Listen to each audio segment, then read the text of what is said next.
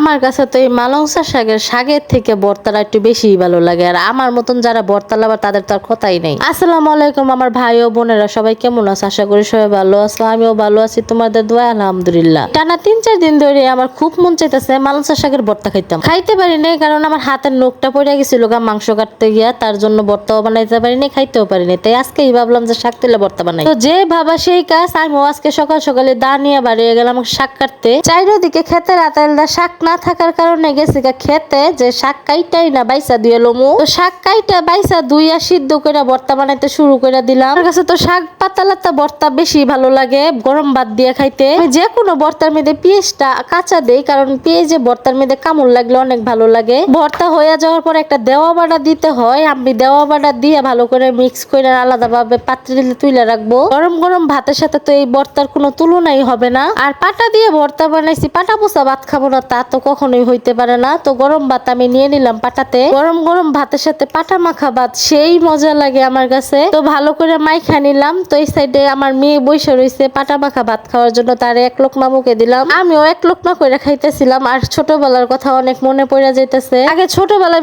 পাটা মাখা ভাত বানালে আমরা এভাবে সাইডে বসে থাকতাম।